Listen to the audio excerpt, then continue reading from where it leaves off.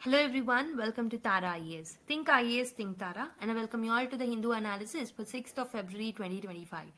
So let's have a clear discussion on important articles from today's newspaper. So without any further delay, let's start the video. So already budget video నేను release చేశాను yesterday. So if you haven't watched it, kindly watch it. Okay, and ఇంకొక important note ఏంటంటే so PDF access కావాలి అనుకుంటే the print friendly version of the PDF మీకు కావాలి అనుకుంటే so comment box లో పిన్డ్ కామెంట్ ఉంటుంది, అక్కడ లింక్ ఉంటుంది. You can click that and you can get access of the PDF. So there are almost 15 articles that we're going to discuss in today's class. ఒకటి వచ్చేసి sacred groves గురించి, the supreme court directive గురించి analyse చేస్తాం. ఒక budget కి సంబంధించిన ఒక 1 or 2 articles వచ్చాయి. One is related to like what are the positives and negatives of our budget అయితే the other one is related to health leadership of India. Okay, and rupee sliding or rupee depreciation గురించి ఇంకో article చూస్తాము. Next will look at not worth the risk అని ఒక article చూస్తాం, illegal migration గురించి, emigration గురించి, UPI digital payments, okay, Western Ghats కి సంబంధించి, and also Gaza take over మీద ట్రంప్ ఇచ్చిన రిమార్క్ గురించి, AI brain versus human brain comparison గురించి చూస్తాం, and also the other defence deals that we have bought up with the US, and మిగతా small articles ఒక 4 to 5 small articles కూడా చూస్తాం. So there are almost 15 articles that we're going to look at in today's class. So ఎక్కడ స్కిప్ చేయకుండా detail గా analysis వినండి. Okay, let's start the video. మొత్తం వీడియో చూసిన తర్వాత వీడియో కనుక నచ్చినట్టయితే లైక్ చేయడం మర్చిపోద్దు. Please subscribe to our channel and click the notification bell icon. Okay, what is the supreme court directive on secret groves అని చెప్పేసి ఒక ఆర్టికల్ రావడం జరిగింది. So this is the first main article that we're going to discuss as part of today's class. So let's analyse this article in detail నా. So basic గా మీరు syllabus mapping చూసుకుంటే ఇది మనకు GS3లో కన్జర్వేషన్, ఎన్వైరన్మెంటల్ గవర్నెన్స్ అనే topic లో మనం దీన్ని లింక్ చేసుకోవచ్చు. So what are the key issues in the case that are discussed in the article అంటే first one is regarding TN Godavarman versus union of India case 1996 లో జరిగింది. So according to this particular case, ఈ కేసులో supreme court ఏం చేసింది అంటే it has defined what is forest land. Okay, forest land ని broad గా డిఫైన్ చేయడం జరిగింది. So to include all the lands recorded as forest in the government records, ఏవైతే గవర్నమెంట్ రికార్డ్స్ లో ఉంటాయో వాటన్నిటిని ఫారెస్ట్ ల్యాండ్ గా డిక్లేర్ చేయడం జరిగింది అనమాట, irrespective of the ownership. Okay, Rajasthan expert committee ఏదైతే ఉంటుందో 2020లో Rajasthan government, so it has identified only sacred groves meeting a strict criteria as forest, like those covering at least 5 hectares with 200 trees per hectare ఉంటేనే అలాంటి సేక్రెడ్ grooves ని forest land గా okay treat చేయడం జరిగింది అనమాట రాజస్థాన్ గవర్నమెంట్. ఇంకేం నేర్చుకోవాలి ఇక్కడ, ఇంకేం తెలుసుకోవాల్సిన విషయం ఏంటంటే సెంట్రల్ ఎంపవర్డ్ కమిటీ అనేది ఉందన్నమాట. So it has opposed this particular step taken by Rajasthan leading to the supreme court ruling in favour of broader classification. So ఇక్కడ ఏమైంది అని అంటే రీసెంట్ గా సుప్రీం కోర్ట్ ఒక డైరెక్టివ్ ఇచ్చింది, అంటే it has given a judgement to the Rajasthan government. అయితే ఈ పర్టికులర్ సేక్రెడ్ గ్రూవ్స్ ని కమ్యూనిటీ రిజర్వ్స్ గా డిక్లేర్ చేయాలని చెప్పేసి ఒక జడ్జిమెంట్ ఇచ్చింది అనమాట. సో దాని వల్ల ఈ పర్టికులర్ న్యూస్ అనేది ఓకే మనకి ఆర్టికల్లో రావడం జరిగింది అనమాట. సో ఇవన్నీ తెలుసుకునే ముందు first let us see what are sacred groves. Sacred groves అంటే ఏంటి? సో సేక్రెడ్ గ్రూవ్స్ అంటే these are the patches of forest అనమాట. ఓకే, సో నార్మల్ గా న్యాచురల్ వెజిటేషన్ అయినా సరే, ఫారెస్ట్ అయినా సరే, patches of forest are natural vegetation.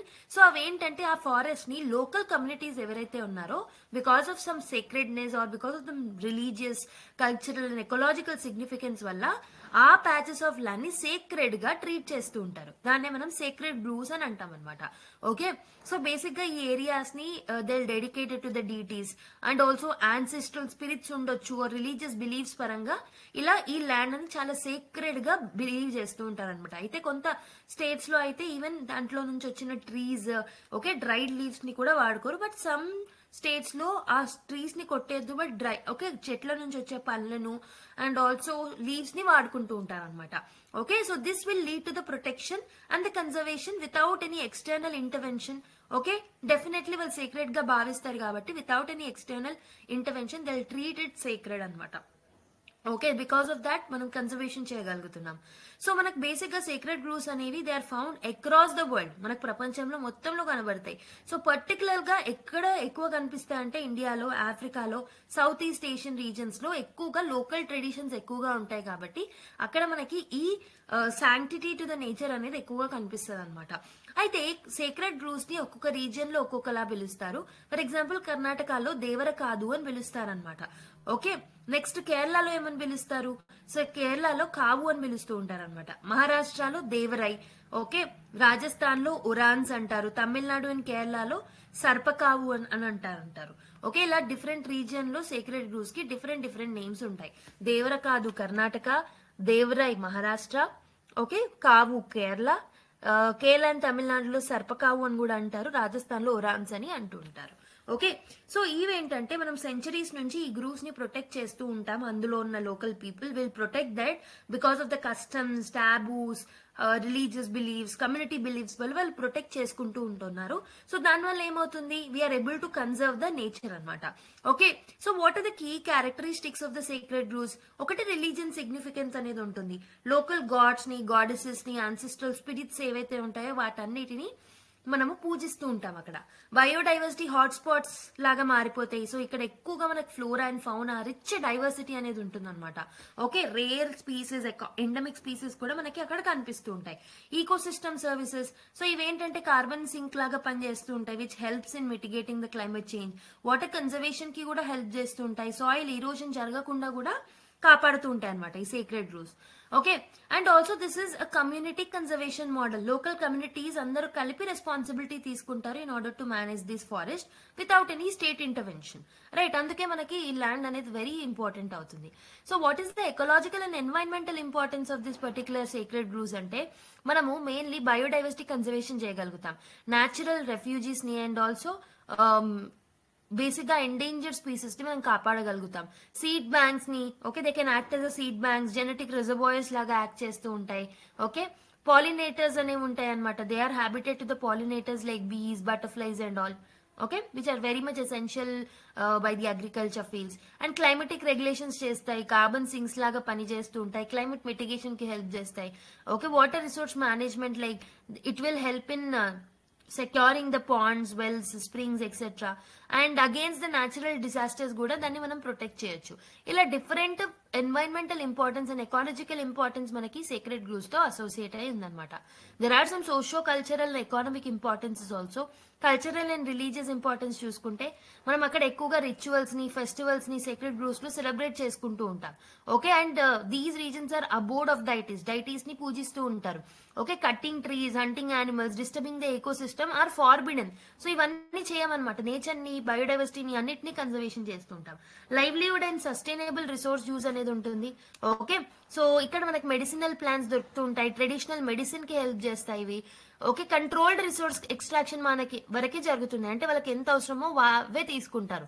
And like ఎలా తీసుకుంటారు అంటే already fallen wood, fruits, leaves ఏవైతే ఉంటాయో వాటిని మాత్రమే తీసుకుంటారు, కానీ మంచి కండిషన్ లో ఉన్న వాటిని తీసుకోరు అనమాట. And also this will help in promoting eco tourism. Okay, so ఇలా మనకి లాట్ ఆఫ్ యూజెస్ అనేది సీక్రెట్ గ్రూవ్స్ తో ఉన్నాయన్నమాట. అయితే బేసిక్ గా ఇక్కడ ఏమైంది అని అంటే రాజస్థాన్ గవర్నమెంట్ కి సుప్రీంకోర్టు ఆదేశం ఇచ్చింది. It has given a directive that so ఈ పర్టికులర్ సీక్రెట్ గ్రూవ్స్ ని కమ్యూనిటీ రిజర్వ్స్ గా రికగ్నైజ్ చేయాలి అని. సో బేసిక్ గా కమ్యూనిటీ రిజర్వ్ లాగా ఏ యాక్ట్ కింద చెప్పమంటుంది అని అంటే వైల్డ్ లైఫ్ ప్రొటెక్షన్ యాక్ట్ 1972 కింద కమ్యూనిటీ రిజర్వ్స్ గా కన్వర్ట్ చేయాలి, రికగ్నైజ్ చేయాలి అని చెప్పేసి చెప్తుంది. అయితే ఈ పర్టికులర్ కమ్యూనిటీ రిజర్వ్స్ కి పవర్ ఇవ్వడం వల్ల, కమ్యూనిటీ రిజర్వ్స్ లాగా దీన్ని మార్చడం వల్ల పవర్ అనేది ఫారెస్ట్ డిపార్ట్మెంట్ వైపు వెళ్తుంది అనమాట.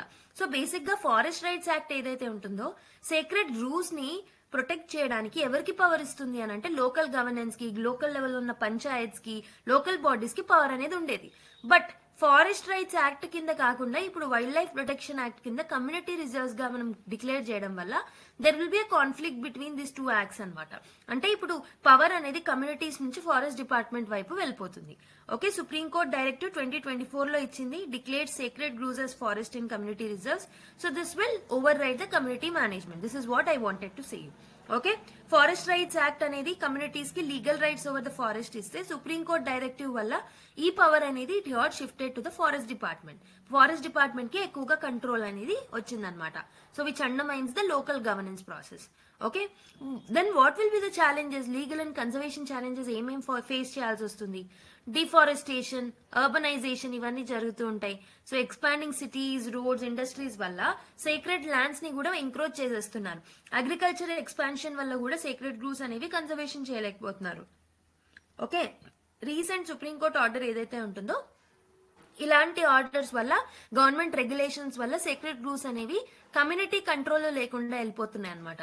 So next, traditional practices like westernisation, migration, socio economic changes వల్ల కూడా ఈ పర్టికులర్ బిలీఫ్ సిస్టమ్స్ లో మార్పులు ఏర్పడి కమ్యూనిటీ లెడ్ కన్జర్వేషన్ ఎఫర్ట్స్ అనేవి తగ్గిపోతున్నాయి. Climate change also will impact because of the rise in temperature, erratic rainfall, and because of the forest fires. So ee particular sacred groves are in threat anamata. Okay, so if you look at more about this particular news, so 2024 lo ichina supreme court directive edaithe untundo dan valla kalige implications entante, so there will be a shift in control. Community based governance nunchi forest administration vaipu chetiki vellipoyindi, vaalla chetiloki power vellipoyindi. Legal conflict between forest rights act, ఎందుకనంటే forest right act అనేది traditional rights communities కి ఇచ్చింది in order to control the resources. Restricted access, communities may lose traditional rights to collect the resources ఇప్పుడు ఈ directive వల్ల. And also while state oversight could help curb deforestation also, అంటే deforestation activities జరగకుండా కూడా forest department కాపాడగలుగుతుంది. So this will be the aspects and implications of this particular judgement. సో మనం ఏం చేస్తే బాగుంటుంది? To preserve the essence of the sacred groves మనం కన్జర్వేషన్ తో పాటు కొన్ని స్టెప్స్ తీసుకోవాలన్నమాట.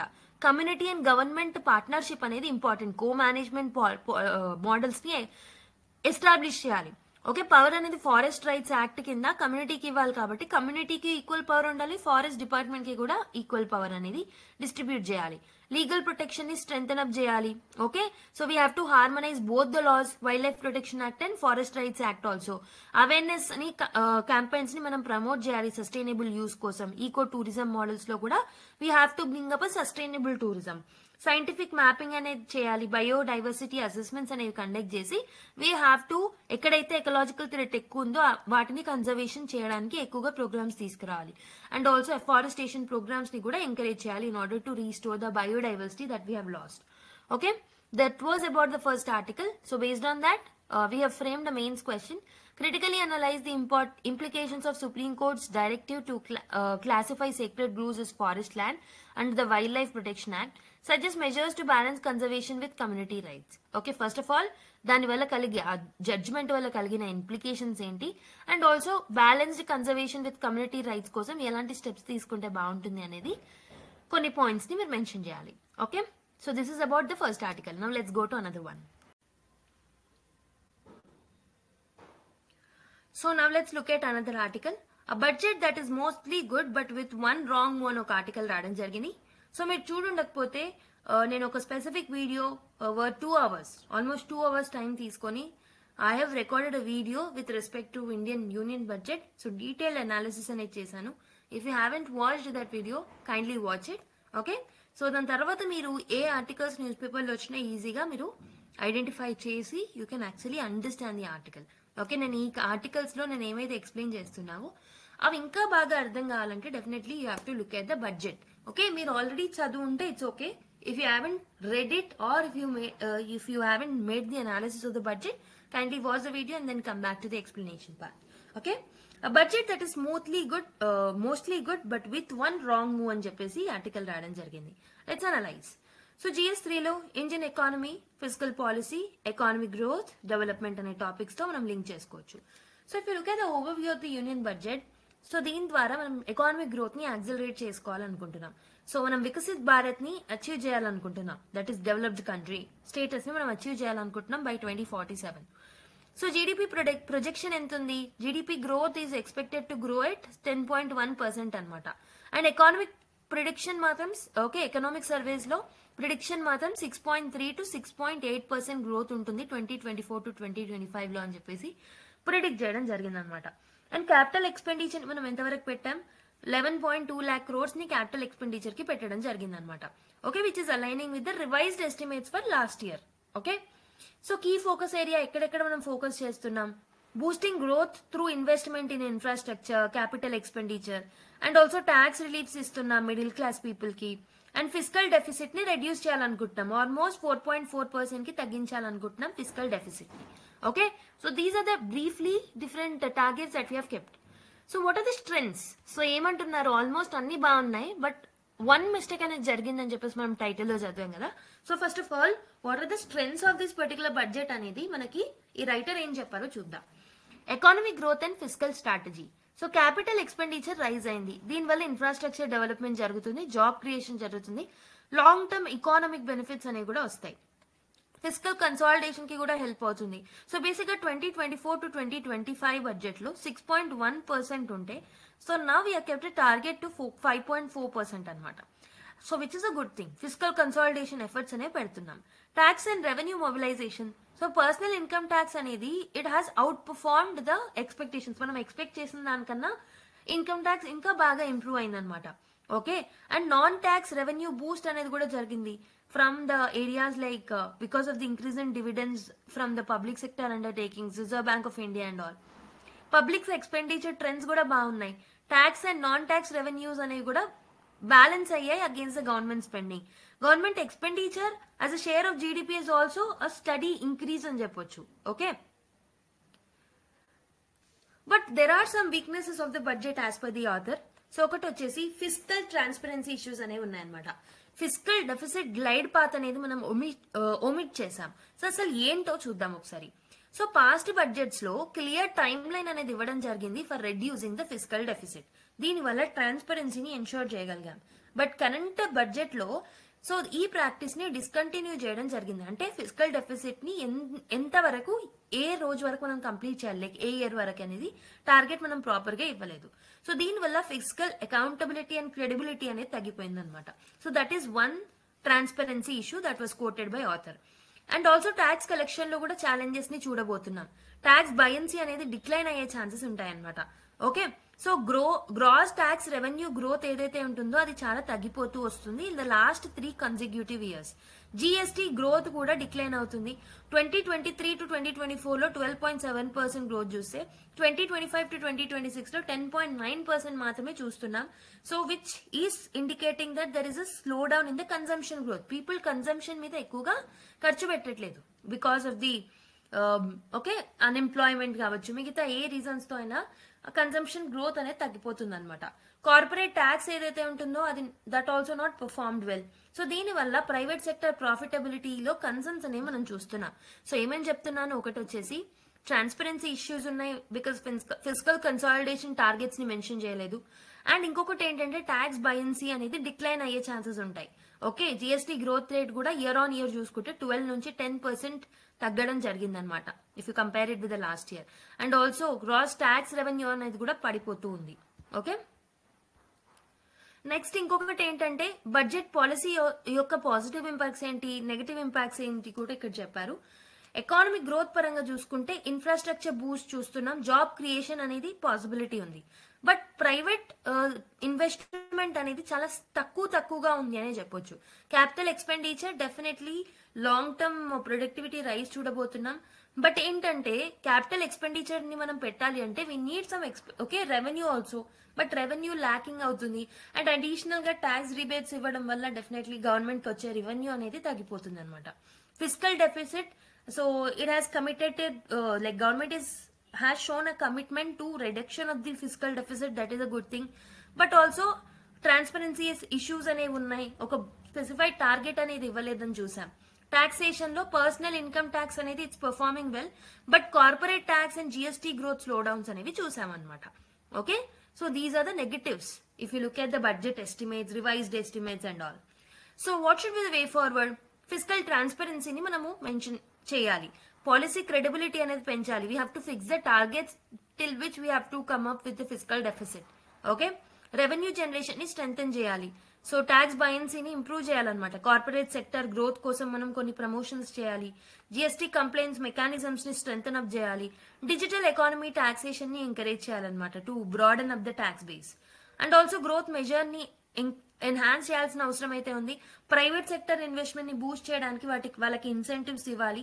And also research and development incentives కూడా ఇవ్వాలి, especially in the emerging sectors like artificial intelligence, green energy, semiconductors and all. Okay, so new age jobs promotion అనేది చేయాల్సిన అవసరం అయితే ఉందన్నమాట. Okay, I hope you have understood the point of view of the author. Now let's go to another article. So now let's look at another news. A green signal for India to assert its health leadership అని చెప్పేసి ఒక article రావడం జరిగింది. So let's look into this. GS2లో health governance government policies లో ఇది మీరు link చేసుకోవచ్చు. ఇండియాస్ హెల్త్ కేర్ ట్రాన్స్ఫర్మేషన్ ఎలా జరిగింది అనేది మనం చూద్దాం. According to the union budget, so ఏంటంటే it has laid a strong foundation for India's leadership in the global health care అని చెప్పొచ్చు. ఎందుకంటే it has made key announcement. Health care కి 90,958 crores ని అలొకేట్ చేయడం జరిగింది అనమాట. So and also medical seats ని ఎన్హాన్స్ చేయడం జరిగింది. So addition of 75,000 medical seats were done. Okay, over the 5 years. So 2026 లోనే 10,000 యాడ్ చేయబోతున్నారు న్యూ మెడికల్ సీట్స్ ని. And also cancer centres, day care cancer centres ని కూడా ఎక్స్పాండ్ చేయబోతున్నారు. Each district లో ఒక డే కేర్ క్యాన్సర్ సెంటర్ ని ఏర్పాటు చేయాలని ఒక టార్గెట్ ని కూడా పెట్టుకున్నారనమాట. ఒకటి వచ్చేసి మెడికల్ సీట్స్ ని అడిషనల్ గా క్రియేట్ చేస్తున్నారు. Okay, so addition of 75,000. So 10,000 వచ్చేసి మనకి ఓన్లీ 2026 year లోనే జరగబోతుంది.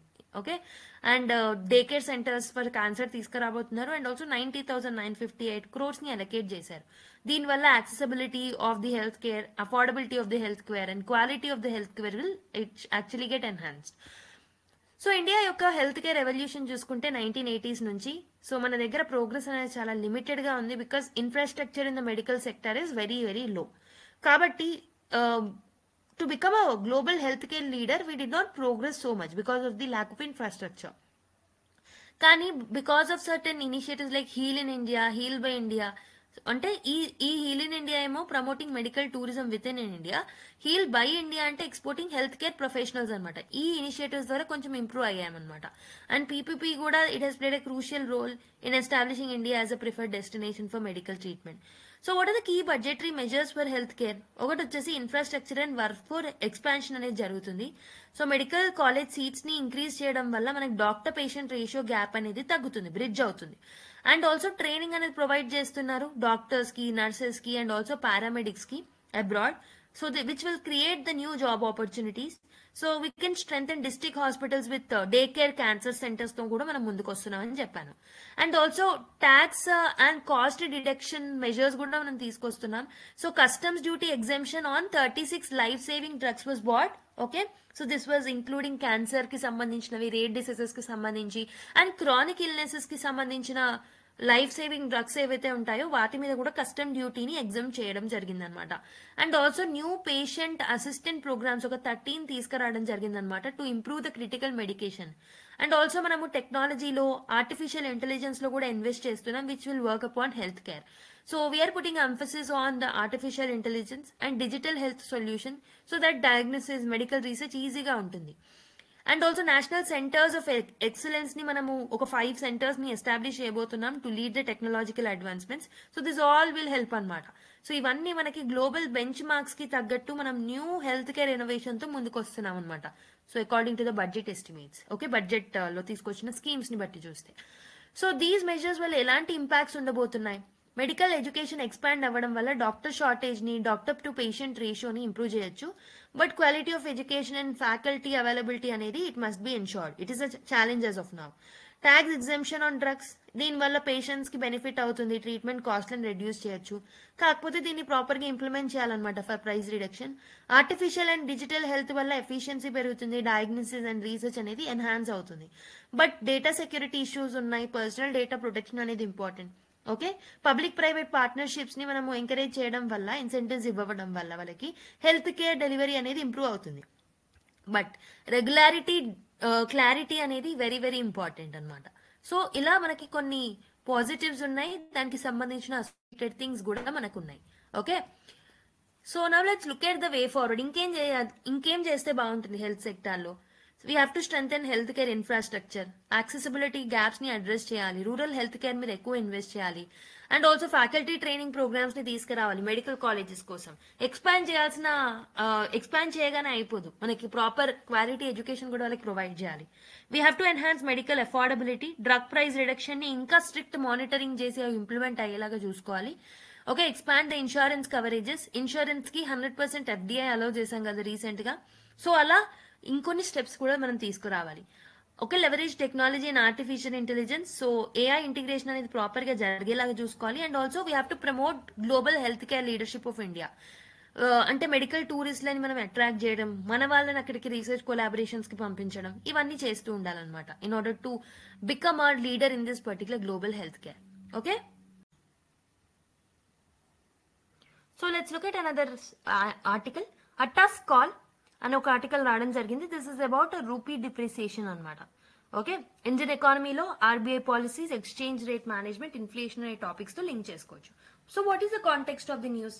సో బేసికలీ మనకు తెలుసు రూపీ డిప్రిసియేషన్ అనేది జరుగుతుంది. సో ఈ పర్టికులర్ కాంటెక్స్ట్ లో మానిటరీ పాలసీ ఛాలెంజెస్ అనేవి మనం ఫేస్ చేస్తున్నాం. అవి ఏంటో MPC like monetary policy committee meetings అవ్వక ముందు how it is going to do the policy review అనేది మనం అనలైజ్ చేస్తున్నాం. Reserve Bank of India Monetary Policy Committee is set to announce its first policy review of 2025 amidst a challenging economic environment. So what are the key developments? RBI లో leadership అనేది change అవ్వడం జరిగింది. సంజయ్ మల్హోత్రా గారు he has replaced the Shaktikanta Das, అదొకటి చూసాం. Deputy అవ్వడం జరిగింది Michael Patra, in charge of monetary policy, retired, leaving a leadership gap. ఇక్కడ లీడర్షిప్ గ్యాప్ అనేది క్రియేట్ అయింది డెప్యూటీ గవర్నర్ ప్లేస్ లో. అండ్ ఇవే కాకుండా ఇంకేం చూస్తున్నాం, రూపీ డిప్రిసియేషన్ చూస్తున్నాం. ఆల్మోస్ట్ 85 రూపీస్ కి పడిపోవడం జరిగింది అనమాట. అండ్ నౌ 2025 ఫిబ్రవరి వరకు వచ్చేసరికి 87 per US డాలర్ గా మారిందనమాట. Okay, so this is driven by strengthening US dollars, tariff hikes, economic policies, Trump యొక్క అమెరికా గ్రేట్ అగైన్ స్ట్రాటజీ, ఇవన్నీ మనని ఎఫెక్ట్ చేస్తున్నాయి. So and also global tax accords ఏవైతే ఉంటాయో OECDకి సంబంధించి, అందులో నుంచి కూడా అమెరికా ఎగ్జిట్ అవ్వడం వల్ల క్యాపిటల్ ఫ్లోస్ అనేవి డిస్రప్ట్ అవుతున్నాయి. ఓకే, అండ్ ఇవే కాకుండా growth concerns and demand for rate cuts is also seen. GDP growth slow down అనేది చూసాం. ఓకే, సో జస్ట్ 6.4 to 6.8 ఆ పర్సెంటేజ్ గ్యాప్ లోనే ఉండబోతుంది అని even for the next financial year economic survey predict చేయడం జరిగింది. అండ్ ఆల్సో 2024 డిసెంబర్ వరకు కూడా ఆ లాస్ట్ క్వార్టర్ లో కూడా మేజర్ రికవరీ ఏం కాలేదు. అండ్ ఆల్సో పబ్లిక్ యొక్క కన్సంప్షన్, అర్బన్ కన్సంప్షన్ అనేది కూడా కట్ అయిందనమాట. ఓకే, సో ఇన్ఫ్లేషన్ రిస్క్ చూస్తున్నాం. సో లాట్ ఆఫ్ ఇన్ఫ్లేషన్ ని మనం ఫేస్ చేస్తూ వస్తున్నాం లాస్ట్ ఫ్యూ క్వార్టర్స్ నుంచి, mainly food inflation. Okay, imported inflation రిస్క్లు కూడా పెరిగాయి. సో దీని వల్ల ఇంకా రూపీ వీకెన్ అయ్యే ఛాన్సెస్ ఉంటాయి అనమాట. సో ఈ కాంటెక్స్ట్ లో MPC వస్తుంది కాబట్టి what will be the challenges for the monetary policy? Rupee depreciation is one challenge. Okay, inflationary pressures పెరుగుతున్నాయి. Growth slow down, this is another challenge. Inflation, mainly food inflation, policy uncertainty. So ఇవన్నిటి challenges ఈ MPC face చేసి it has to come up with policy decision. So RBI policy decisions బట్టి ఎలాంటి implications ఉంటాయి? So ఒకవేళ RBI rates ని cut చేస్తే, okay, interest rates ని కట్ చేస్తే దీనివల్ల ఏమవుతుంది? కట్ చేయడం వల్ల ఎక్కువ బోరోయింగ్స్ జరిగి ఎకానమిక్ గ్రోత్ అవుతుంది, ఇన్వెస్ట్మెంట్ ఎక్కువ జరుగుతుంది, కన్సంప్షన్ పెరుగుతుంది. Okay, it may worsen the rupee depreciation. But okay, ఈ రూపీ కట్ వల్ల రూపీ డిప్రిసియేషన్ వర్సన్ అయ్యే ఛాన్సెస్ ఉంటాయి. ఎందుకంటే ఇంపోర్ట్ కాస్ట్ అనేది చాలా ఇంక్రీజ్ అవుతుంది, హైయర్ ఇన్ఫ్లేషన్ అయ్యే ఛాన్సెస్ ఉంటాయి. ఓకే, సమ్ పాజిటివ్స్ ఉన్నాయి, సమ్ నెగిటివ్స్ కూడా ఉన్నాయి. అండ్ ఇంకొకటి, RBI హోల్డ్స్ రేట్ స్టడీ, ఒకవేళ ఇప్పుడున్న రేట్స్ ని అలానే స్టెబిలైజ్ అదే పొజిషన్ లో పెడితే, ఓకే, సో మార్చకుండా రెపో రేట్ ని కానీ, రివర్స్ రెపో రేట్ కానీ, బ్యాంక్ రేట్ కానీ, వీటన్నిటిని మార్చకుండా అలానే ఉంచితే, సో దీని వల్ల రూపీని స్టెబిలైజ్ చేయొచ్చు. We can control inflation. Foreign investor confidence ని మనం మెయింటైన్ చేయొచ్చు. అండ్ ఆల్సో కొన్ని నెగటివ్స్ కూడా ఉన్నాయి. గ్రోత్ మొమెంటమ్ ని హర్ట్ చేసిన వాళ్ళం అవుతాం. ఫిస్కల్ స్టిమ్యులస్ అనేది గవర్నమెంట్ కి అవసరం పడే ఛాన్సెస్ కూడా ఉన్నాయి. కాబట్టి these will all cause some problems. ఒకవేళ RBI రేట్స్ ని పెంచితే దీని వల్ల రూపీని స్ట్రెంథెన్ అప్ చేయొచ్చు అనమాట. ఫారిన్ ఇన్ఫ్లోస్ ని మనం అట్రాక్ట్ చేయొచ్చు, ఇన్ఫ్లేషన్ రిస్క్ లను లోవర్ చేయొచ్చు, కానీ ఎకానమిక్ గ్రోత్ జరగదు, బారోయింగ్ కాస్ట్లు పెరుగుతాయి అనమాట. ఓకే, సో ప్రతి దానికి పాజిటివ్స్ అండ్ నెగటివ్స్ ఉండబోతున్నాయి. సో ఏం చేస్తుందో చూద్దాం త్వరలోనే. So what should be the way forward? ఏం చేస్తే బాగుంటుంది? బ్యాలెన్స్డ్ అప్రోచ్ తీసుకురావాలన్నమాట. గ్రాడ్యువల్ రేట్ కట్స్ అనేవి with forex interventions to prevent sharp rupee falls. Gradual rate cuts అనేవి చేయాలి. టార్గెటెడ్ లిక్విడిటీ సపోర్ట్ అనేది important. And also forex reserves ని, మన దగ్గర ఉన్న ఫారెక్స్ రిజర్వ్స్ ని కూడా మనం స్ట్రెంథెన్ అప్ చేయాలి, సో దట్ రూపీ ఫ్లక్చువేషన్స్ ని మనం స్టెబిలైజ్ చేయొచ్చు. ఇవే కాకుండా ఎకానమిక్ మెషర్స్ తో కూడా మనం ముందుకు రావాలి. ఎక్స్పోర్ట్స్ ని బూస్ట్ చేయాలి, ఎఫ్డిఐస్ ని ఎంకరేజ్ చేయాలి, రెమిటెన్సెస్ ని ఎంకరేజ్ చేయాలి, అండ్ ఆల్సో సప్లై చైన్స్ ని మనం ఇంప్రూవ్ చేయాలన్నమాట. సో ఈ స్టెప్స్ తీసుకుంటే మాత్రం so we can actually solve the issues as of now. Okay, now let's go to another article again. Next one, not worth the risk అని చెప్పి ఇంకో ఆర్టికల్ రావడం జరిగింది. Let's look at this article. So governance, international relations, Indian diaspora, ఈ topics తో మనం link చేసుకోవచ్చు. So what is the key concern? మీరు న్యూస్ లో చూసే ఉంటారు, లాస్ట్ క్లాస్ లో వినే ఉంటారు. ఆల్మోస్ట్ ఇండియన్స్ ఎవరైతే అన్డాక్యుమెంటెడ్ గా ఉన్నారో, ఇల్లీగల్ గా ఉన్నారో అమెరికాలో, వాళ్ళని డిపోర్ట్ చేయబోతుంది అని చెప్పేసి USA. So 7,25,000 undocumented Indians in the USA may face forced repatriation. Okay, and also military flights ni use cheskoni deport cheyadam jarigindi, which is in the harsher stance by the US. We have seen diplomatic tensions అనేవి rise అవుతున్నాయి. Especially PM Modi upcoming visit ఏదైతే ఉంటుందో దాంట్లో diplomatic tensions ని చూసే అవకాశాలు ఉన్నాయన్నమాట. So why do Indians migrate illegally? అసలు ఎందుకు ఇల్లీగల్ గా మైగ్రేట్ అవుతున్నారు Indians? There are some push factors. India నుంచి కలిగే ఫ్యాక్టర్స్ ఏమున్నాయంటే ఎకానమిక్ హార్డ్షిప్, మెయిన్లీ అన్ఎంప్లాయ్మెంట్ ఎక్కువగా పంజాబ్, గుజరాత్ ఏరియాస్ లో, హర్యానా ఏరియాస్ లో ఎక్కువ ఉండడం వల్ల సో జాబ్ ఆపర్చునిటీస్ లేక ఇల్లీగల్ గా మైగ్రేట్ అవుతున్నారు. సోషల్ ప్రెషర్స్ ఉన్నాయి. ఇక్కడ ఏంటంటే family aspirations like better income, lifestyle ఉండట్లేదు, అక్కడ దొరుకుతున్నాయి వాళ్ళకి. Peer influence like migration networks ఏవైతే ఉన్నాయో, వేరే వాళ్ళు వెళ్ళారని చెప్పేసి ఆ ఇన్ఫ్లుయెన్స్ తో కూడా వెళ్తున్నారు. పొలిటికల్ ఇన్స్టెబిలిటీ కూడా, okay, because of the conflict zones and all, they are migrating to other areas. But there are some pull factors why US is attracting the migrants అంటే ఎకానమిక్ ఆపర్చునిటీస్ బాగుంటాయి, wages ఎక్కువగా ఉంటాయి, Indian diaspora networks అనేవి create అవుతున్నాయి అక్కడ కూడా. US immigration loss లో ఉన్న లూప్ హోల్స్ ని బేస్ చేసేసుకొని కూడా దాన్ని అడ్వాంటేజ్ గా తీసుకొని కూడా వెళ్తున్నారు అనమాట. But there are some challenges because of the legal migration. ఇండియాకి ఏం ఛాలెంజెస్ ఉంటాయంటే, so migrants again may face joblessness, economic distress, human trafficking జరిగే ఛాన్సెస్ ఉంటాయి అనమాట, స్మగ్లర్స్ గా టర్న్ అయ్యే ఛాన్సెస్ ఉంటాయి, diplomatic strains, USA and India ties అనేవి డిస్టర్బ్ అవుతాయి. యుఎస్ఏకి ఏముంటాయి? సో ఇమిగ్రేషన్ సిస్టమ్ మీద ఉన్న ప్రెషర్ ఏదైతే ఉంటుందో అది ఇంకా ఎక్కువగా పెరిగే ఛాన్సెస్ ఉంటాయి. సెక్యూరిటీ కన్సర్న్స్ అనేవి ఉంటాయి. Okay, US officials link illegal migrations to crime and border security risk. కాబట్టి అగైన్ ఇవన్నీ ఏంటంటే ఇండియా యుఎస్ రిలేషన్స్ కి రిస్క్ అనేది కలిగజేస్తున్నాయి. Okay, so what is the India's response? మరి ఇండియా రెస్పాన్స్ ఏముంది? So definitely we have to come up with stricter and we have to strengthen border and visa controls అనమాట. Mexican and Canadian routes ఏవైతే ఉన్నాయో which are used by Indian migrants, వాటిని strengthen up చేయడానికి try చేయాలి. Awareness campaigns mainly in the areas like Gujarat, Punjab, Haryana, అక్కడ మనం youth కి educate చేయాలి లీగల్ గా మైగ్రేట్ అవ్వద్దని. సో యూత్ కి జాబ్ ఆపర్చునిటీస్ అనేవి ఇవ్వాలి, వాళ్ళకి స్కిల్ డెవలప్మెంట్ అవన్నీ చేయాలి. డిప్లొమాటిక్ ఎంగేజ్మెంట్ అనేది ఇంపార్టెంట్, లైక్ వీసా రిలాక్సేషన్స్ తీసుకురామని చెప్పేసి యుఎస్ఏని మనం పుష్ చేయొచ్చు. Okay, we can crack down on human smuggling also, anti trafficking laws అవన్నిటిని స్ట్రెంథెన్ అప్ చేయాలి. ఓకే, సో ఇలా చేస్తే ఏంటంటే we can actually tackle the issue that is there as of now. Okay, now let's go to another article. So now let's look at another article. The rise of UPI digital payments అని ఒక article రావడం జరిగింది. So ఇక్కడ ఏంటంటే data ఎక్కువ mention చేయడం జరిగింది. So first of all let's see what is UPI. UPI అంటే ఏంటి? మనందరికి తెలిసిందే, యూపీఐ అంటే యూనిఫైడ్ పేమెంట్ ఇంటర్ఫేస్. దీని ద్వారా మనం రియల్ టైం పేమెంట్ సిస్టమ్ ని డెవలప్ చేసుకున్నాం, ఇన్స్టాంట్ గా మనీ ట్రాన్స్ఫర్ చేయొచ్చు. సో ఇది ఎవరి యొక్క ఇనిషియేటివ్? ఎన్పిసిఐ యొక్క initiative, national payment corporation of India దీన్ని తీసుకురావడం జరిగింది అనమాట. మల్టిపుల్ బ్యాంక్ అకౌంట్స్ ని సింగిల్ మొబైల్ అప్లికేషన్ తో కూడా లింక్ చేసుకునే ఆపర్చునిటీ మనకి యూపీఐ క్రియేట్ చేస్తుంది. And also without reading the account details we can conduct the transactions via UPI. Okay, so ఇదేంటంటే బేసిక్ గా యూపీఐ అనేది వర్చువల్ పేమెంట్ అడ్రసెస్ ని, క్యూఆర్ కోడ్స్ ని, యూపీఐ ఐడీస్ ని కూడా సపోర్ట్ చేస్తుంది. సో వీటన్నిటి గురించి మీకు తెలిసిందే, ఎందుకంటే మీరు రెగ్యులర్ గా యూపీఐ యూజ్ చేస్తూ ఉంటారు, ఎనీ యూపీఐ. అయితే ఇక్కడ మనకి ఇచ్చింది ఏంటంటే మైల్ స్టోన్స్ ఏమేమి ఉన్నాయి యూపీఐ ఎవల్యూషన్ లో అంటే 2016 లో NPCA under the RBI guidance has launched UPI. 2017 లో భీమ్ యూపీఐ యాప్ ని ఇంట్రడ్యూస్ చేశారు. 2018 లో యూపీఐ 2.2 ని తీసుకొచ్చారనమాట. Okay, so with linkage of the additional features like overdraft accounts, invoice in the inbox.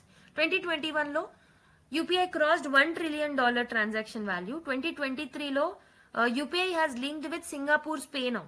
Okay, cross border payments కూడా possible అవుతున్నాయి with Singapore. 2024లో ఏం చేసామంటే UPIs contribution to digital payments almost reached 83% by volume అనమాట. So this is the milestone of UPI. So definitely you can note in your notes, ఎందుకనంటే this kind of questions might be asked in the economy point of view. Okay, so మరి UPI యొక్క key features ఏంటి? Interoperability ఉంటుంది, across the bank ఈ app work చేస్తుంది, 24/7 మనం ఎప్పుడైనా weekends లో హాలిడేస్ లో కూడా మనము ట్రాన్సాక్షన్స్ చేయొచ్చు, బ్యాంక్ డీటెయిల్స్ కనబడవు, సో మల్టిపుల్ అథెంటికేషన్ లేయర్స్ ఉంటాయి, like MPIN, biometric authentication, OTP based verification, ఇలా మల్టిపుల్ అథెంటికేషన్ లేయర్స్ అనేవి ఉంటాయి. రికరింగ్ పేమెంట్స్ ని ఈఎంఐస్ ద్వారా, సబ్స్క్రిప్షన్స్ ద్వారా, యుటిలిటీ బిల్ పేమెంట్స్, వీటన్నిటిని కూడా మనం పే చేసుకోవచ్చు ఆటో పే ఆప్షన్ తో. ఓకే, ఇంటర్నేషనల్ ట్రాన్సాక్షన్స్ ని కూడా సపోర్ట్ చేస్తూ ఉంటుంది. సింగపూర్ తో కనెక్ట్ అవుతున్నాం, యుఏఈ, ఫ్రాన్స్ లాంటి దేశాలతో కూడా మనం టైఅప్ అవుతున్నాం. Okay, for the cross border payments. So what is the role of NPCI in the digital payments? So NPCI అంటే ఏంటి? It's a non profit organisation అనమాట. Okay, so this is not for profit organisation.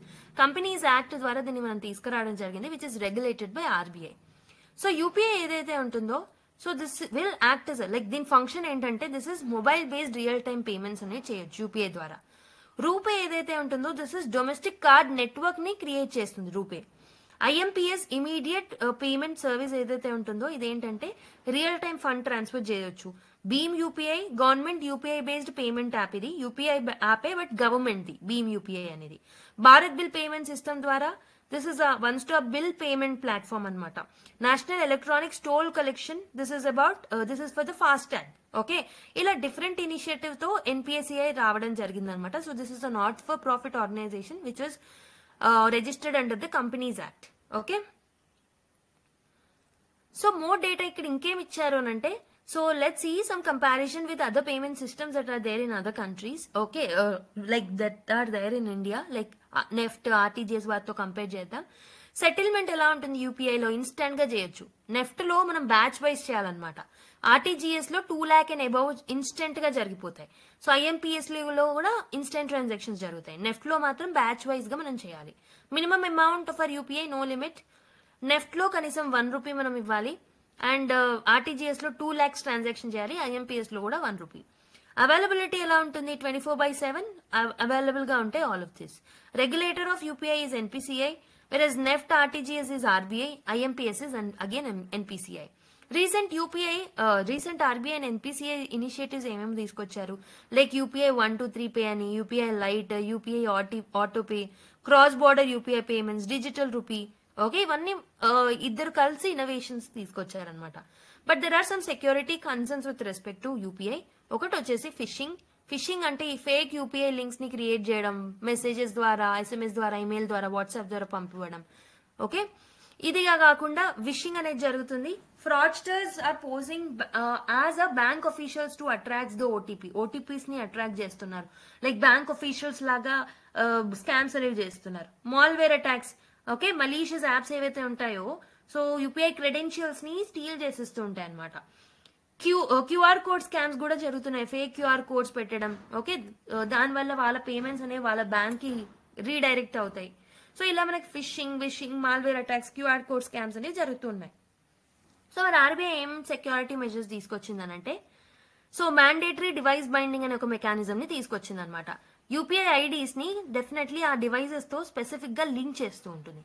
2-factor authentication system ని తీసుకొచ్చింది, like MPIN provide చేయాలి, biometric and OTP verification కూడా చేసుకోవాలన్నమాట. UPI fraud help line కూడా మనకు ప్రొవైడ్ చేయడం జరిగింది 1930 అని చెప్పేసి. So this is for the grievance redressal. Transaction limits వచ్చేసి కూడా పెట్టడం జరిగింది, 1 lakh per day మాత్రమే. So this is the default limit. So capital markets and insurance కి అయితే 5 lakhs, where as inward remittances ఏవైతే ఎన్ఆర్ఐ ట్రాన్సాక్షన్స్ ఉంటాయో దిస్ ఇస్ ఆల్మోస్ట్ 15 lakhs అనమాట. సో ఇలా లిమిట్స్, ట్రాన్సాక్షన్ లిమిట్స్ అనేవి పెట్టడం జరిగింది. గ్లోబల్ ఎక్స్పాన్షన్ కూడా మనం చేస్తున్నాం యూపీఐని. ఫర్ ఎగ్జాంపుల్ సింగపూర్ తో we have linked with pay now, యుఏఈతో ఆనీ పేతో లింక్ చేసుకున్నాం యూపీఐని, ఫ్రాన్స్ లో ఉన్న లైరాతో లింక్ చేసుకున్నాం, నేపాల్ లో first country to adopt UPI అనమాట నేపాల్, శ్రీలంక అండ్ మౌరీషియస్ తో నెగోషియేషన్స్ ఇప్పుడు జరుగుతున్నాయి in order to connect with the UPI.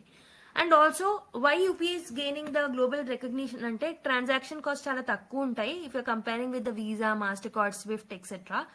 India యొక్క సాఫ్ట్ పవర్ అనేది ఎన్హాన్స్ అవుతుంది in the financial technology because of the UPI.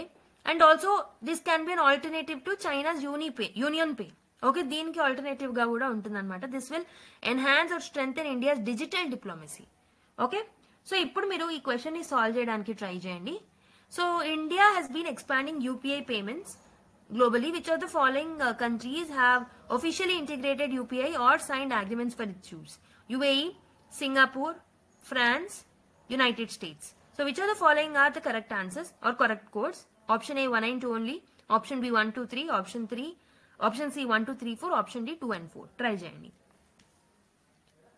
So చెప్పాను, నేపాల్తో అయితే ఫస్ట్ టైం మనం యూపీఐ కనెక్షన్ చేసాం. దాని తర్వాత మనం సింగపూర్తో కనెక్ట్ అయ్యామని చెప్పా, యూఏతో కూడా కనెక్ట్ అయ్యాం ఆన్ఈపీ, ఫ్రాన్స్, వీటి మూడితో చేసాం కానీ యుఎస్ఏతో ఎలాంటి కనెక్షన్ అనేది లేదు. So 1 2 3 that is option B is the right answer. Okay, option B is the right answer.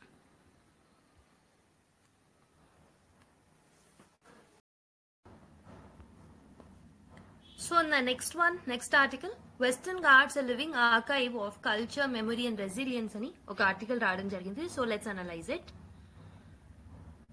So in this article, it has shown some economic, like environmental challenges and concerns with respect to Western Ghats. ఏమేమి economic, ఏమేమి environment challenges and concerns ఉన్నాయని చూద్దాం. Climate change and deforestation చూస్తున్నాం. Because మనకి erratic rainfall patterns వల్ల, temperature పెరగడం వల్ల rivers dry up అవుతున్నాయి. దీనివల్ల we're not able to control the urbanization, deforestation practices. So దీనివల్ల వెస్టర్న్ ఘాట్స్ లో which is rich in biodiversity, now we're losing the biodiversity అనమాట. ఓకే, సో కమర్షియల్ ప్లాంటేషన్స్ కోసం ఈ నేటివ్ ఫారెస్ట్ ని కూడా డిస్ట్రక్ట్ చేస్తూ ఉన్నారు. So this is one threat that was mention in the article.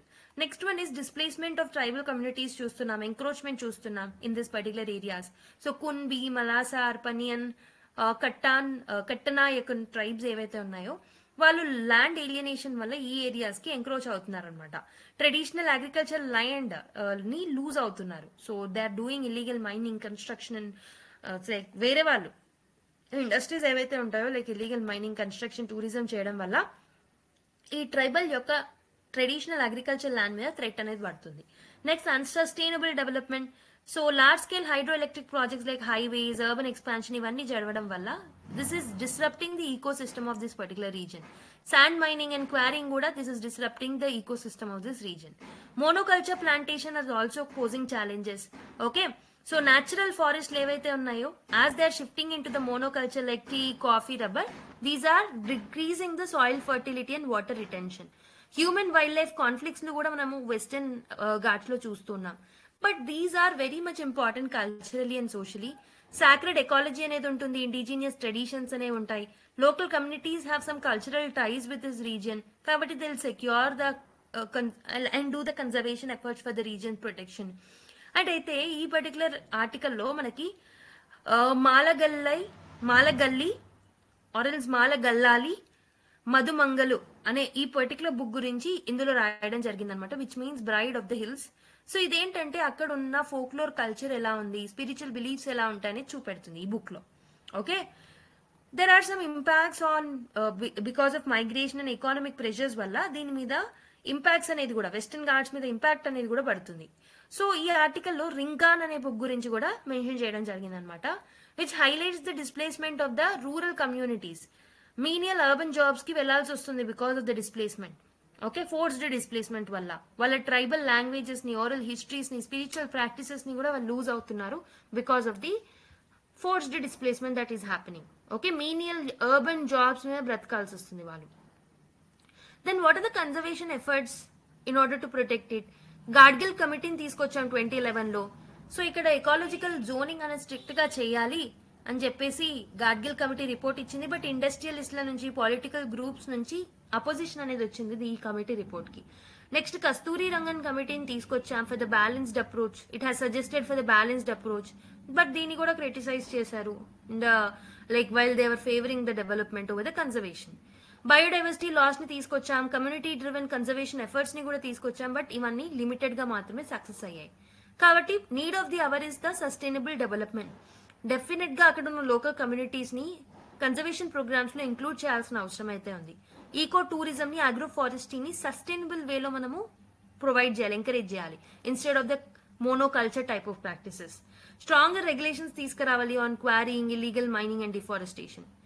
So balancing economy and the ecology is very important. So environmental laws ని strengthen చేయాలి, దానికోసం illegal encroachments జరగకుండా, మైనింగ్ జరగకుండా, డిఫారెస్టేషన్ జరగకుండా చూసుకోవాలి. ట్రైబల్ రైట్స్ ని ఫారెస్ట్ రైట్స్ యాక్ట్ ద్వారా protect చేయాల్సిన అవసరం అయితే ఉంది, వాళ్ళ ఇండిజినియస్ కమ్యూనిటీస్ ని, కల్చర్స్ ని. సస్టైనబుల్ డెవలప్మెంట్ ప్రాజెక్ట్స్ ని ఎంకరేజ్ చేయాలి, like green infrastructure, afforestation initiatives, climate resilient programs ని తీసుకురావాలి to protect the monsoonal patterns and all. Public awareness అనేది కూడా very important. So public need to know about this folklore culture and all. So ఈ particular topic ఏదైతే ఉంటుందో దీనికి related ఒక essay యానిక్డోట్ ని ఫ్రేమ్ చేయడం జరిగింది. So silent erosion, the slow disappearance of what matters most అనే ఒక టాపిక్ ఒకవేళ మనకి ఇలాంటి టాపిక్, రిలేటెడ్ టాపిక్ మనకు ఒకవేళ ఎగ్జామ్ లో వస్తే, so how you can use this anecdote. So the greatest losses in history really happen overnight. They unfold slowly, almost unpredictably, until the damage is beyond the repair. The gradual destruction of the Western Ghats is a haunting example of this truth. What began a minor deforestation for agriculture, a few roads covered through dense forests, and the silent displacement of the indigenous communities, ivanni manam chustunam, these are isolated events, but they together are putting a threat on the Western Ghats ecosystem, like any ecosystem. Yet over time, these seemingly harmless changes, ఈ చిన్న చిన్న changes, harmless changes అనిపించే ఈ changes environmental crisis గా మారుతున్నాయి. Because of that rivers అనేవి dry up అవుతున్నాయి, landslides అనేవి they are becoming frequent, biodiversity vanish అవుతుంది. ఓకే, సో ఈ సైలెంట్ ఈరోషనే స్లో డిసపియరెన్స్ గా మారుతుంది అనమాట. So much like a language fading as it last speakers are lost, or a civilization crumbling under unchecked exploitation, the erosion of the Western Ghats remind us that the most valuable things like nature, culture, traditions are not destroyed in a day. Okka rojlo aithe disappear avvu. Small events from years together will definitely destroy it. They disappear slowly, silently, where the world looks away. If we fail to act now, we may one day wake up to realize that what was once a thriving, irreplaceable treasure have quietly slipped through our fingers, never to return. So ఏంటంటే ఇక్కడ మనము topic ఏంటి ఒకసారి, silent erosion, the slow disappearance of what matters most. For example Western Ghats లాంటివి. So ఈ రోజు మనం చూసుకుంటే రిచ్ బయోడైవర్సిటీ, ఫ్లోరా, ఫౌనా అనేది చూస్తున్నాం. బట్ ఇయర్స్ టుగెదర్ చిన్న చిన్న యాక్ట్స్ వల్ల, మనకి హార్మ్లెస్ గా అనిపించే చేంజెస్ వల్ల, ఆ చేంజెస్ లాంగ్ టర్మ్ లో ఆ వెస్టర్న్ ఘాట్స్ ని మొత్తమే మన చేయి జారించేలాగా చేసి మళ్ళీ ఇర్రిప్లేసబుల్ గా ఉండే, మళ్ళీ దాన్ని ఓకే రివర్సబుల్ గా మార్చకుండా ఉండే సిచ్యువేషన్ మనం ఊహించుకోవాలన్నమాట. సో ఈ చిన్న చిన్న హార్మ్లెస్ అనుకున్న ఈ చిన్న చిన్న ఎన్వైరన్మెంటల్ థ్రెట్స్ ఏవైతే మనం చేస్తున్నామో that will result in a disaster. Slow disappearance అనేది జరుగుతుంది of what matters the most today. Okay, I hope you have understood. So దీనికి ఎలా మనం ఈ టాపిక్ ని లింక్ చేసాం అనేది. Okay, so now let's look at another articles. Palestinians fear repeat of 1948 marks expulsion after Trump Gaza's remarks. Trump's Gaza takeover plan rejected by allies, foes alike. Trump vows to take over Gaza Strip and resettle Palestinians. So ఈ 3 articles రావడం జరిగిందన్నమాట మనకి. ఈ 3 articles ని together మనం analyze చేద్దాం. So if you look at the first thing, Israel Palestinian conflict ఏదైతే ఉంటుందో, so this was started by 1948 Arab Israeli war and నగ్బా అనమాట. సో దీంట్లో ఆల్మోస్ట్ 7 lakh పాలస్తీనియన్స్ ఎవరైతే ఉంటారో they have displaced when Israel was created. ఆ టైంలో మనకి 6 days వార్ అనేది జరిగింది 1967 లో. ఇజ్రాయెల్ అనేది గాజా స్ట్రిప్ ని, వెస్ట్ బ్యాంక్ ని, ఈస్టర్న్ జెరూసలం ని కూడా క్యాప్చర్ చేసుకోవడం జరిగింది. దాని తర్వాత 1993లో ఓస్లో రికార్డ్స్ ని సైన్ చేసుకున్నాం. So this is kind of a piece settlement between Israel and Palestine, but it was failed. Okay, Hamas control of Gaza 2007 లో చూసాం. గాజా స్ట్రిప్ ని it was ruled by Hamas అనమాట. Israel imposed blockade also.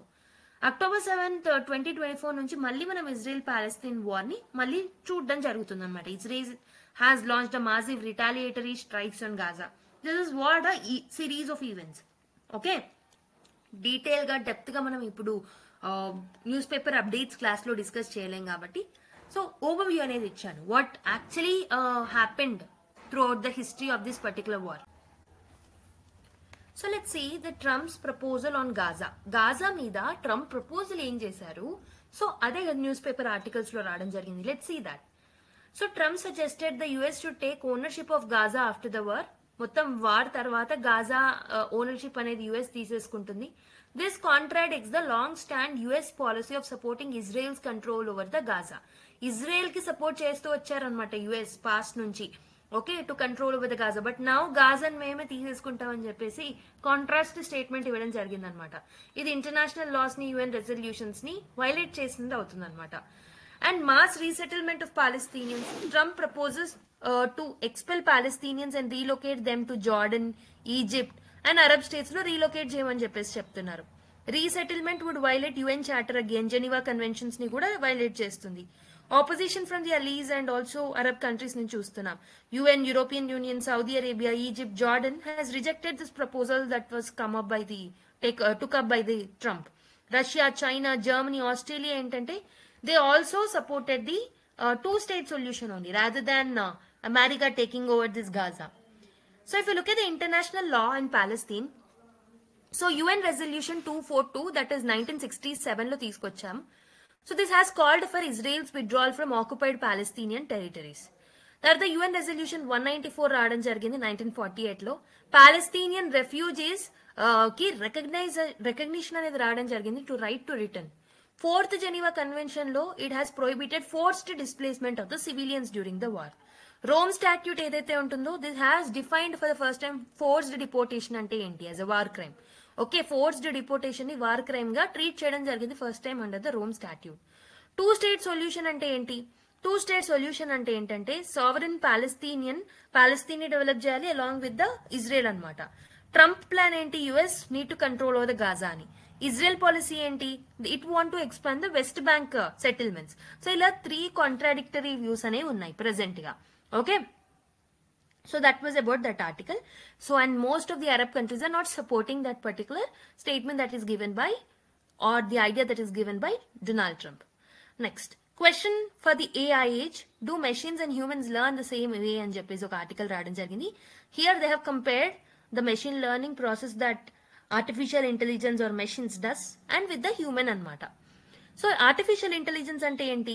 ఇది ఒక computer system, అది task లను perform చేస్తుంది. దీనికి హ్యూమన్ ఇంటెలిజెన్స్ అనేది అవసరం, ఎందుకంటే it need to do problem solving, pattern recognition చేయాలి, డెసిజన్ మేకింగ్ చేయాలి కాబట్టి. సో వీటన్నిటి కోసం కొన్ని అల్గారిథమ్స్ ని మెషిన్ కి నేర్పిస్తారనమాట. Okay, it will learn some data driven learning models. దీనితోటి పర్ఫార్మెన్స్ అనేది ఓవర్ టైం ఇంప్రూవ్ అవుతూ వస్తుంది. సో ఇందులో యూజ్ చేసే ఒక మెకానిజం పేరు మెషిన్ లెర్నింగ్ అనమాట. So this is a subset of artificial intelligence. ఇక్కడ ఏంటంటే మెషిన్ కి డేటా ప్యాటర్న్స్ ని ఉంటారు. ఓకే, వితౌట్ ఎనీ ఎక్స్ప్లిసిట్ ప్రోగ్రామింగ్ వాటికి డేటా ప్యాటర్న్స్ అనేవి ఓకే ఎలా చేయాలి అనేది వాటికి నేర్పిస్తారనమాట. So it uses neural networks. So basic గా ఇందులో మెషిన్ లెర్నింగ్ లో భాగంగా neural networks, deep learning, reinforcement learning ఇవన్నిటిని యూజ్ చేస్తారనమాట. సో బేసిక్ గా machines, so human neural system ఎలా అయితే వర్క్ చేస్తుందో అదే ప్యాటర్న్స్ ని మెషిన్ కి నేర్పిస్తారు ఆర్టిఫిషియల్ ఇంటెలిజెన్స్ అంటే. More of it you learn in the science and technology classes, right? Static part లో నేర్చేసుకుంటారు. సో అసలు if you compare as per the article how AI and human learning differ అనేది మనకి ఈ article లో చెప్పడం జరిగింది. Let's see. So first feature is learning approach. So మన దగ్గర ఎలా ఉంటుంది? హ్యూమన్ బ్రెయిన్ అనేది ఎక్స్పీరియన్స్ బేస్డ్ గా ఇంట్యూటివ్ లెర్నింగ్ తో అబ్స్ట్రాక్ట్ థింకింగ్ తో వర్క్ చేస్తూ ఉంటుంది. Versus artificial intelligence and machine learning డేటాని బేస్ చేసుకొని, స్టాటిస్టికల్ ప్యాటర్న్స్ ని బేస్ చేసుకొని వర్క్ చేస్తుంది. డెసిషన్ మేకింగ్ ఎలా ఉంటుంది హ్యూమన్ బ్రెయిన్ తో? కాంటెక్స్ట్ అవేర్నెస్ అనేది ఉంటుంది. జనరలైజ్ ఇన్ఫర్మేషన్ ని కూడా లైక్ ఎనీ ఇన్ఫర్మేషన్ ని కూడా జనరలైజ్ చేయగలుగుతుంది హ్యూమన్ బ్రెయిన్. వెరస్ ఏఐ ఏదైతే ఉంటుందో ట్రూ అండర్స్టాండింగ్ ని ల్యాక్ అవుతుంది. కాబట్టి ప్రీ డిఫైన్డ్ రూల్స్ ఏవైతే మనం సెట్ చేసామో వాటి బట్టి ఆర్టిఫిషియల్ ఇంటెలిజెన్స్ అనేది వర్క్ చేస్తుంది. Creativity and innovation. So human brain కి హై క్రియేటివిటీ ఉంటుంది, ఎందుకంటే emotions, curiosity, feelings, abstract reasoning అవన్నీ చేయగలుగుతుంది human brain. On the other hand artificial intelligence కి లిమిటెడ్ కెపాసిటీ మాత్రమే ఉంటుంది in order to bring the novelty or innovation. Okay, so this is limited. Innovation is limited in artificial intelligence. Adaptability చూసుకుంటే మనం dynamic గా learn చేసుకుంటూ వస్తాం. Unexpected situations ని కూడా మనం అడాప్ట్ చేసుకుంటాం. ఓకే, సో ఆర్టిఫిషియల్ ఇంటెలిజెన్స్ అలా అడాప్ట్ చేసుకోలేదు because it is straightly depend on the datas కాబట్టి. Okay, unless it is train it will not be adapted to the new environment or new situations, unexpected situations. Energy efficiency పరంగా మనం less energy use చేసుకుంటాం, versus computing power requires lot of massive energy, right? Next, so what is neural network మరి? సో basic గా human brain inspiration గా తీసుకునే, but functions అనేవి differ అయినప్పటికీ హ్యూమన్ బ్రెయిన్ ఇన్స్పిరేషన్ గా తీసుకునే ఆర్టిఫిషియల్ న్యూరల్ నెట్వర్క్ ద్వారా ఈ మెషిన్స్ కి హ్యూమన్ బ్రెయిన్ ఎలా అయితే వర్క్ చేస్తుందో అలాంటి మోడల్స్ ని డేటా డ్రివెన్ అప్రోచ్ తో నేర్పిస్తూ ఉంటారు. దీంట్లో డీప్ లెర్నింగ్ మోడల్స్ ఉంటాయి like GPT, AlphaGo, DeepMind. So and also they use multi layered neural network also. Large data sets ని okay multi layered neural networks ద్వారా ప్రాసెస్ చేస్తారు. Okay, ఒకటేసారి large amount of డేటాని process చేయగలుగుతారు because multi layered neural networks అనేవి ఉంటాయి అనమాట. Okay, human brain కి ఏఐ నెట్వర్క్స్ కి మీరు డిఫరెన్స్ చూసుకుంటే with respect to the processing and all, processing speed మన దగ్గర స్లోగా ఉంటుంది, బట్ న్యూరల్ నెట్వర్క్స్ అనేవి మల్టిపుల్ ఉంటాయి కాబట్టి ఆర్టిఫిషియల్ ఇంటెలిజెన్స్ లో ఎక్కువగా ఉంటుంది processing speed. Learning method is by trial and error ద్వారా నేర్చుకుంటాం, ఎమోషనల్ ఫీడ్బ్యాక్ ద్వారా, ఎక్స్పీరియన్స్ ద్వారా మనం నేర్చుకుంటాం. బట్ ఏంటంటే ఆర్టిఫిషియల్ ఇంటెలిజెన్స్ ఏం చేస్తుంది అని అంటే ప్యాటర్న్ బేస్డ్ లెర్నింగ్ మెథడ్ అనేది ఉంటుంది. ఎనర్జీ తక్కువ యూజ్ చేస్తాం, అది ఎక్కువగా యూజ్ చేస్తుంది, ఆల్రెడీ చూసాం. ఎర్రర్ హ్యాండ్లింగ్ చూసుకుంటే మనము సెల్ఫ్ కరెక్షన్స్ చేసుకుంటా ఉంటాం. బట్ ఏంటంటే న్యూరల్ నెట్వర్క్స్ అనేవి, ఆర్టిఫిషియల్ ఇంటెలిజెన్స్ అనేది ఎర్రర్ హ్యాండ్లింగ్ చేయాలంటే మ్యాసివ్ డేటా అనేది అవసరం అనమాట. దానికి ప్లాస్టిసిటీ మనం ఈజీగా అడాప్ట్ చేసుకుంటాం, అది ఈజీగా అడాప్ట్ చేసుకోలేదు. It struggles with the unseen data. So key limitation ఏంటంటే, సో బేసిక్ గా ఆర్టిఫిషియల్ ఇంటెలిజెన్స్ కి కాగ్నిటివ్ ఫ్లెక్సిబిలిటీ అనేది ఉండదు అనమాట, which is there for the human brain. So మరి ఫ్యూచర్ ఆఫ్ ఏఐ ఏంటి? Okay, what is the future of AI and human collaboration? Can AI truly mimic the human intelligence ante? So basically short term AI ఏదైతే ఉంటుందో which is narrow, well defined tasks already ఉంటాయి, pre data అనేది ఉంటుంది, దాన్ని బట్టే work చేస్తుంటుంది like chess, language translation etcetera. Versus artificial general intelligence ఏదైతే ఉంటుందో, so this is a theoretical AI అనమాట. ఇది హ్యూమన్ లాగా థింక్ చేయగలుగుతుంది, లెర్న్ చేయగలుగుతుంది, and it can reason, it can give reasoning and it can think rationally like human. But దాన్ని మనం ఇంకా అచీవ్ చేయలేదు సెకండ్ టైప్ ని. Okay, so if you look at the human and artificial intelligence symbiosis, artificial intelligence అనేది human decision making ని enhance చేయగలుగుతుంది, but replace చేయలేదన్నమాట. Future AI models might integrate with the cognitive science principles also, so that improve learning outcomes అనేవి ఇంకా improve అవుతాయి. And we can combine AI with the human intuition also, క్రియేటివిటీని మనం తీసుకురావచ్చు. Okay, even adaptation ని కూడా మనం ఆర్టిఫిషియల్ ఇంటెలిజెన్స్ లో తీసుకురావగలుగుతాం ఫ్యూచర్ లో. ఇప్పుడైతే మనము అలాంటి మోడల్ ని ఇంకా డెవలప్ చేయలేదు. Okay, so this is what about this article. I hope you have understood. 2 articles discuss చేసాం ఈ పర్టికులర్ స్లైడ్ లో. Now let's go to another one. So next article చూద్దాం. Stryker infantry vehicle deal with US progresses, Javelin to be redemonstrated అని ఒక article రావడం జరిగింది. So మనము deal ని సైన్ చేసుకోవడం జరిగింది with US. So that is with Stryker infantry combat vehicle. దాని యొక్క ఫీచర్స్ ఏముంటాయో చూద్దాం. సో జనరల్ డైనమిక్స్ అనే కంపెనీ యుఎస్ దాన్ని మ్యానుఫ్యాక్చరింగ్ చేస్తుంది. సో ఇదేంటంటే this is a type of armoured infantry fighting vehicle అనమాట. సో దీని యొక్క పర్పస్ ఏముంటుంది? So high speed, high mobility troop transportation కోసం హెల్ప్ఫుల్ అవుతుంది, వర్సటాలిటీకి, ఆర్మర్ ప్రొటెక్షన్ కి కూడా హెల్ప్ఫుల్ అవుతుంది. దీంట్లో ఉన్న టెక్నికల్ డీటెయిల్స్ చూసుకుంటే డబుల్ 5 హుల్ అంటే DVH ఏదైతే ఉంటుందో దీని వల్ల మనము protection against improvised explosive devices ఈజీగా ఇంప్రూవ్ చేసుకోగలుగుతాం. ఓకే, హై ఆల్టిట్యూడ్ టెరెన్స్ కి కూడా ఇది వెళ్తుంది ఈజీగా.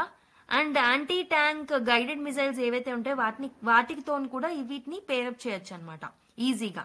కెనాన్స్ తో అండ్ ఆల్సో మెషిన్ గన్స్ తో కూడా ఇంటిగ్రేట్ చేయొచ్చు ఈ పర్టికులర్ కంబాట్ వెహికల్స్ ని. ఇండియన్ ఆర్మీ ట్రయల్స్ అనేవి it is has been tested in high altitude conditions అనమాట లడాక్ లో. సో పర్ఫార్మెన్స్ అనేది సాటిస్ఫాక్టరీగా అనిపించింది, but some modifications are required said in the article. Okay, కొన్ని మోడిఫికేషన్స్ మాత్రం అవ్వాలి అని చెప్పేసి ఇక్కడ మెన్షన్ చేయడం జరిగింది. Next one is Javelin, ATGM గురించి కూడా మెన్షన్ చేశారు, which is anti tank guided missile. ఇదేంటంటే Raytheon, Lockheed Martin so of US వాళ్ళే మ్యానుఫ్యాక్చరింగ్ చేస్తున్నారు. సో ఇదేంటంటే man portable fire and forget missile system అనమాట. ఇదేం చేస్తుంది, so this will have a fire and forget technology. అంటే ఈజీగా దాని యొక్క రూట్స్ ని మార్చేసుకోగలుగుతుంది according to the enemy tanks, అవి ఎక్కడ ఉన్నాయో వాటన్నిటిని ఈజీగా టార్గెట్ చేయగలుగుతుంది, ట్యాంక్స్ ని, ఆర్మర్డ్ వెహికల్స్ ని, ఫార్టిఫైడ్ పొజిషన్స్ ని కూడా.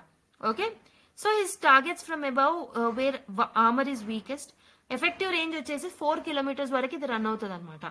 So it is tested along side that striker vehicles in Ladakh. So India అనేది రీడెమాన్స్ట్రేషన్ కోసం రిక్వెస్ట్ చేయడం జరిగింది దీన్ని అంటే ఫైనల్ కి ఇంకా సైన్ అప్ చేసుకోలేదు దీన్ని. సో రీడెమాన్స్ట్రేట్ చేయమని చెప్పేసి రిక్వెస్ట్ చేసింది అనమాట.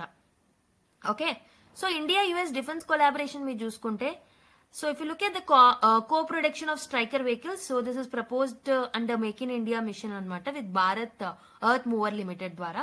జావెలిన్ ATGM ట్రయల్స్ అనేది రీడెమాన్స్ట్రేషన్ కోసం మనం రిక్వెస్ట్ చేసాం. టెక్నాలజీ ట్రాన్స్ఫర్ అనేది యుఎస్ చేస్తుంది అనమాట. US has previously resisted full technology transfer for Javelin ATGMs also. దీనికి సంబంధించిన టెక్నాలజీ ట్రాన్స్ఫర్స్ చేస్తున్నారు.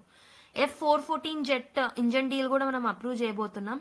So US has approved production of this particular F414 jet engine deal also. And Quad and Indo Pacific స్ట్రాటజీతో కూడా మన ఇద్దరం అంటే US and India ఏదైతే ఉంటుందో, so they have strengthened the defence ties అనమాట. Okay, so what is the role of the defence public sector undertakings అని అంటే, Bharat earth movers limited for example. So ఏంటంటే స్ట్రైకర్ వెహికల్స్ ని మ్యానుఫ్యాక్చర్ చేస్తారు under the licence. Okay, they are specialized in military vehicles, armoured transports and also the railway systems లో specialization కలిగి ఉంటారనమాట. And DRDO చూసుకుంటే it is developing indigenous ATGMs like Nag, Helina, Sant. ఏంటంటే import డిపెండెన్సీని తగ్గించవచ్చు దీనివల్ల. And we're collaborating with US firms on advanced defence technology only. Okay, so what is the significance of this particular things మరి? Okay, Stryker కానివ్వండి, Javelin కానివ్వండి, why it is significant for India? Strategic importance ఉంది. So we can actually improve our defence posture against China in Ladakh and Arunachal Pradesh. Mechanized infantry mobility అనేది దొరుకుతుంది. Make in ఇండియాని boost చేయగలుగుతాం, self reliance పెరుగుతుంది. India US defence partnership అనేది strengthen up అవుతుంది. Okay, so this is about this particular article. So with this we have completed big articles. 4 చిన్న articles ఉన్నాయి, వాటిని చూద్దాం.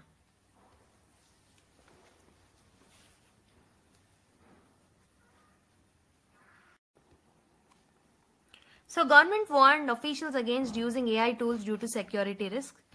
So Ministry of Finance government officials ki advise చేసింది అనమాట to strictly avoid artificial intelligence based tools like ChatGPT ని, DeepSeek ని official devices లో వాడొద్దని చెప్పింది అనమాట. ఎందుకంటే మన కాన్ఫిడెన్షియాలిటీకి రిస్క్ అనేది ఉంటుంది because of this. Government data అనేది రిస్క్ లో పడుతుందని చెప్పేసి. Sam Altman, the CEO of OpenAI, which operates ChatGPT, is currently in India to meet the Prime Minister Narendra Modi. DeepSeek developed by China was launched in January, మనకు తెలిసిందే. So ఈ context లో మనకి ఈ particular notification are advise ఇవ్వడం జరిగిందనమాట. Okay, so that's it. అది just an update. Next, Army's Fort William in Kolkata said to be known as Vijay Durg from now. In the latest step towards eliminating colonial practices, so colonial names ఏవైతే ఉంటాయో వాటిని తీయడంలో within the armed forces, Fort William in Kolkata ఏదైతే ఉంటుందో, which is the headquarter of the Eastern Army Command, so దీన్ని విజయ్ దుర్గ్ గా name చేయడం జరిగిందనమాట. Additionally కిచెనర్ house ఏదైతే ఉంటుందో inside the fort William, so దీన్ని మనెక్షా హౌస్ అని చెప్పేసి నేమ్ చేయడం జరిగింది. And south gate formally known as the Saint George gate is now known as the Shivaji gate అనమాట.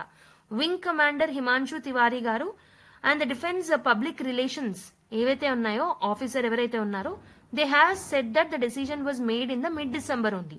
ఓకే, సో ఇక్కడ మీరు గుర్తుపెట్టుకోవాల్సింది ఏంటంటే, you have to remember that fort William ని విజయ్ దుర్గా మార్చారు. అందులో ఉన్న ఓకే హౌస్ ఏదైతే ఉంటుందో, కిచెనర్ హౌస్ ఏదైతే ఉంటుందో దాన్ని మానేక్షా హౌస్ గా మార్చారు. అండ్ సౌత్ గేట్ ని which was formerly known as the Saint George gate, now it is known as the Shivaji gate అనమాట. Okay, next, west Asia crisis must not be allowed to undermine IMEC Greek minister అని చెప్పడం జరిగింది. ఒక statement ఇచ్చారు Greek minister. So Greece fully supports the India Middle East corridor అని చెప్పేసి. So it's a project for peace అని చెప్పేసి అక్కడున్న ఫారెన్ మినిస్టర్ గారు రీఅఫర్మ్ చేయడం జరిగింది. సో లాస్ట్ క్లాసెస్ లో నేను IMEC గురించి చెప్పాను కాబట్టి I'm not going in to the details. Just ఒక స్టేట్మెంట్ ఇవ్వడం జరిగింది. That's an update. Okay, they are showing interest. Okay, that is something which you have to know. Next. So next one, Madhya Pradesh CM releases 5 more cheetahs into the wild in Kuno. Madhya Pradesh Chief Minister Mohan Yadav on Wednesday released 5 cheetahs anamata, including the female Veera, who gave birth to 2 cubs on Tuesday, into the wild from their enclosures at the Kuno National Park in Shiopur district. The other cheetahs set free include Asha and her cubs. 2 cheetahs, Agni and Vayu, already roam freely in the forest since they were released in December 4 on the occasion of the International Cheetah Day. Okay, Mr. Yadav shared pictures from the national park on X. He said it was a matter of great pleasure to see the cheetahs are gaining speed again and increasing their population in Madhya Pradesh. So 5 more cheetahs ni ikkadiki release cheyadam jarigindi. That's an update again. Okay, with this we have completed the smaller news also. Ippudu keywords chuddam. First keyword is silent displacement. Silent displacement ante enti? So silent displacement ante, it's a gradual unnoticed eviction or marginalization of the community. Silent ga వాళ్ళని evict చేయడాన్ని silent displacement అంటాం. ఎందుకు? Because of some economic, political or environmental factors. So ఇది western Ghats కి సంబంధించిన ఆర్టికల్లో రావడం జరిగింది. సో why it matters, అసలు ఎందుకు కావాలి? సైలెంట్ డిస్ప్లేస్మెంట్ వల్ల కల్చరల్ హెరిటేజ్ అనేది డిస్టర్బ్ అవుతుంది. ట్రెడిషనల్ ఎకానమీస్ అనేవి డిస్టర్బ్ అవుతాయి. సోషో ఎకానమిక్ ఇన్ఈక్వాలిటీస్ అనేవి పెరుగుతాయి. Okay, for example, the indigenous Adivasi communities in India have faced silent displacement as forest lands anevi, these are repurposed for the commercial plantation and infrastructure projects. So ila manamu ee silent displacement gurinchi raayachchu anamata. Okay, next, strategic decoupling ante enti?